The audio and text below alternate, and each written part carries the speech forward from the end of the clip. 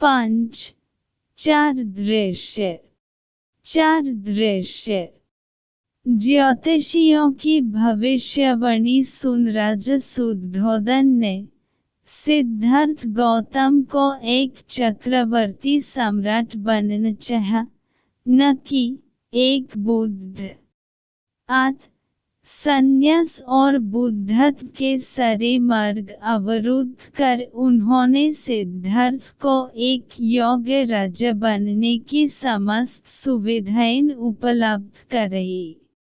राजकुमार सिद्धार्थ जब 29 वर्ष के हो गए तो देवों ने उनके संबोधि काल को देख उन्हें राज उद्यान में भ्रमण को प्रेरित किया। वहां उन्होंने लाठी के सहारे चलते एक वृद्ध को देखा। तब उन्हें यह ज्ञान हुआ कि वे भी एक दिन वैसे ही हो जाएंगे। सभी एक दिन वैसी ही अवस्था को प्राप्त होते हैं। वितृष्ण भाव से वे तब प्रासाद को लौट आए जब राजा को उनकी मनोदशा का ज्ञान हुआ, तो उन्होंने राजकुमार के भोग विलास के लिए और भी साधन जुटा दिए, किंतु सांसारिक भोगों में राजकुमार की आसक्ति और भी क्षीण हो चुकी थी। दूसरे दिन राजकुमार फिर से उद्यान भ्रमण को गए। वहां उन्होंने एक रोगी व्यक्ति को देखा। उसकी अवस्था देख उन्हें यह ज्ञात हुआ कि हर कोई जो जन्म लेता है रोग का शिकार भी होता है। एक सम्राट भी रोग मुक्त नहीं रह सकता। संसार का यह सत्य है। तीसरे दिन भी सिद्धार्थ उद्यान भ्रमण को गए। वहां उन्होंने एक मृत व्यक्ति को देखा। तब उन्हें ज्ञात हुआ कि मृत्यु भी एक सत्य है। जो प्राणी जन्म लेता है एक दिन मरता भी है। उसके समस्त साधन जो उसके शरीर और अहंकार आदि प्रवृत्तियों को तुष्ट करते हैं और जिन्हें वह अपने जीवन का सार समझता है, वस्तुतः निस्सार है।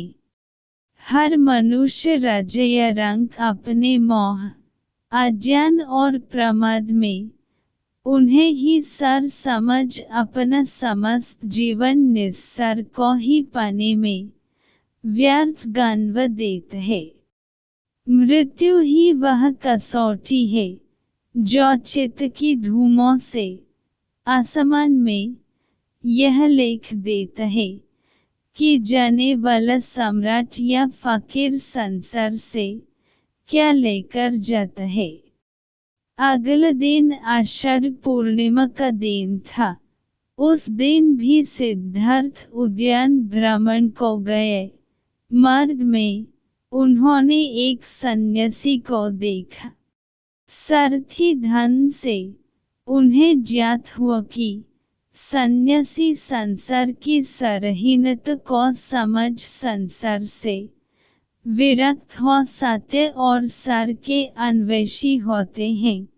धन की बातें सुन गौतम के मन में सन्यास का औत्सुक्य जागृत हुआ और वे भी सन्यास वरण को प्रेरित हुए।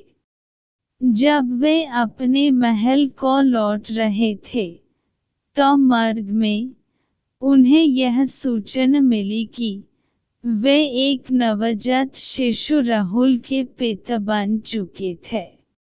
थोड़ा आगे बढ़ने पर उन्होंने राजपरिवार की एक महिला देसी गौतमी को गाते सुन निवृत्त हुई। अब तो वह माता सिद्धार्थ के लिए निवृत्ति तो इस सांसारिकता के अर्थ में थी।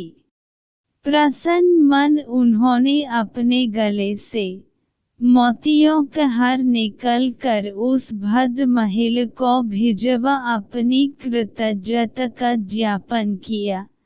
क्योंकि ऋषि गौतमी ने उन्हें संसार निवृत्ति का संदेश जो दिया था।